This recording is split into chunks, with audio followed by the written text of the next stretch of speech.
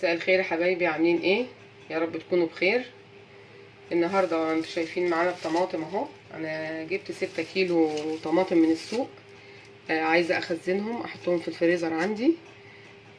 هعملها بطريقه بسيطه وسهله. طبعا في سيدات بيبقوا موظفات، بيبقوا عايزين يعملوا اكل بسرعه. دي بتبقى موجوده في الفريزر، بتساعدنا كتير ان احنا نقدر نعمل كل حاجه بسرعه، سواء للطبيخ او للكشري او لاي حاجه محتاجه طماطم. اول حاجه انا بجيبها بغسلها واشيل العنق بتاعها. بختارها طماطم تكون طبعا حالتها كويسه وما فيهاش اي خدش، ما فيهاش اي حاجه. ببدا اشيل العنق بتاعها. انا سايبه كميه هعملها معاكم. بجيب سكينه رفيعه وببدا ان انا اشيل الجزء ده، لان الجزء ده ما بيبقاش كويس. ممكن لو هرمونات واخداها الطماطم او مبيدات او كده بتتجمع في الجزء ده، فده ما بيبقاش صحي. بشيله خالص خالص وبحط الطماطم في حله عندي. انتوا شايفين طبعا الطماطم انواع. في طماطم بيبقى كلها ميه، دي ما بتبقاش حلوه طبعا في التخزين. في طماطم بتبقى ملحمه قوي كلها لحم، دي بتبقى جميله في التخزين وما بتخدش معانا كتير. احنا هكمل بقى بقيه الكميه دي وهنروح على البوتاجاز. انا حطيت الكميه اللي عندي على البوتاجاز. هبدا اولع عليها النار.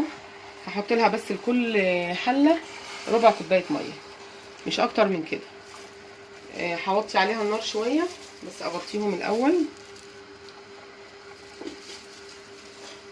اغطي الاول واوطي عليها النار، ما اخليهاش عاليه. انا مش عايزه احط ميه كتير لان بعد كده الميه دي بتترمى. وفي نفس التوقيت برضو انا مشغله البوتاجاز على حاجه تانية.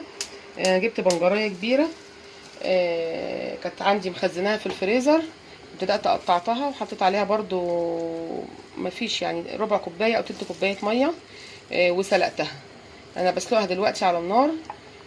طبعا هسيب بقى الطماطم دلوقتي تخس شويه كده على النار وتغلي شويه، يعني 10 دقايق كده او ربع ساعه، مش اكتر من كده. وهرجع اوريها لكم تاني. ورجعت لكم تاني. انا سبت الطماطم على النار ربع ساعه، وكنت مغطياها موطيه عليها، وكنا حاطين عليها ربع كوبايه ميه بس. شايفين هي جابت ميه قد ايه؟ الحله كلها ميه. طبعا الميه دي شايفينها ميه ملهاش اي لازمه، احنا مش محتاجينها في الطماطم.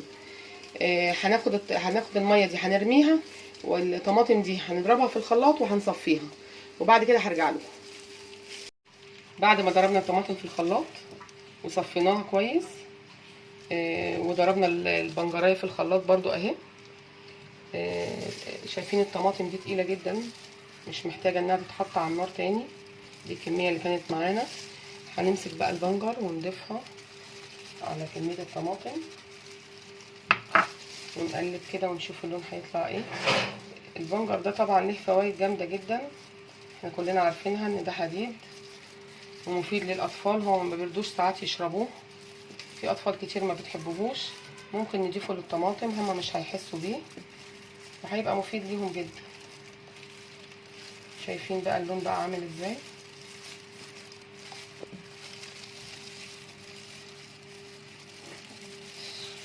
ايه رأيكم في اللون ده؟ وتقيلة وجميلة. مش هنحطها على النار تاني. هنا في معلقة ملح كبيرة، في معلقة سكر صغيرة. اقلبهم كويس. انا بقى كده هخزنها في الفريزر، هتقعد عندي فترة. اعمل اكياس للمحشي تكون كبيرة، واكياس للطبيخ تكون اقل شوية.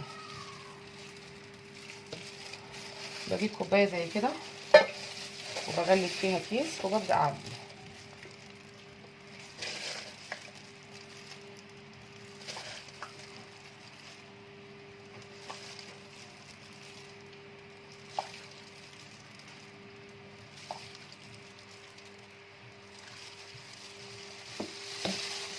انا بقعدها في الكوبايه عشان اعرف اعبيها كويس.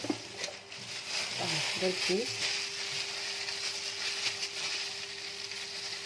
بربطه كده بس بسيب جزء منه فاضي عشان الهواء.